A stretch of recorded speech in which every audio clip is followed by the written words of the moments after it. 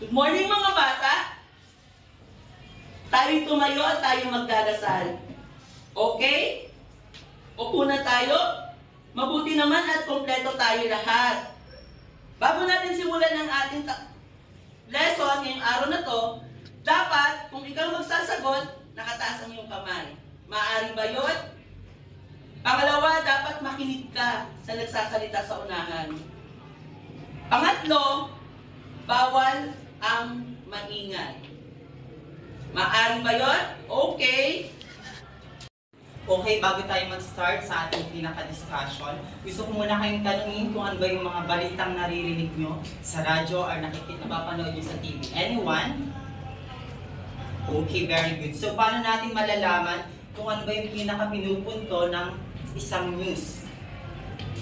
Okay, very good. At the end of the lesson, the student should be able to first, identify main idea of the story. Second, show interest in reading to discover the main idea by participating in class discussion. Third, demonstrate physical skills to represent the effect of given issues. Okay, what's story? The story is the classroom garden project. So, class, can you read the story? Okay, very good. In the story, what is the main idea? Anyone? Okay, very good. And what is the supporting idea of the story? Okay, very good. Okay, let's have an activity. So kahapon, sinabi ko sa inyo or diniscuss ko na meron tayong groupings na mabubuo, then may pinadala ko sa inyo materials. So, the group 1 is the illustrator, the group 2 is the reporter, and group 3 the actor, and the group 4 is the evidence.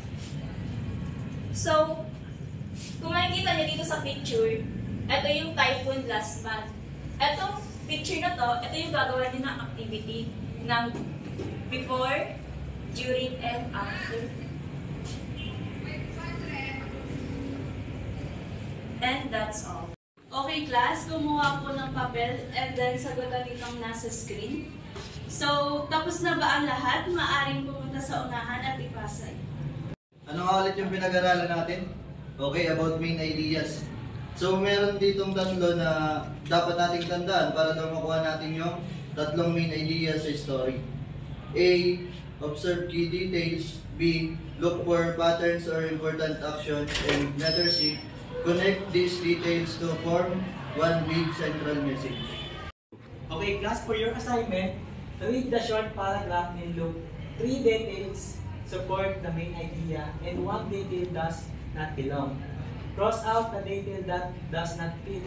Then use the remaining important details to write one sentence that tells the main idea of the paragraph. Class, bago tayo umuwi, maaari mo bang lahat muna ay tumayo? At tayo ay magdasal. Okay, pulutin natin yung mga kalat natin dyan sa tabi. Sunod, see you bukas.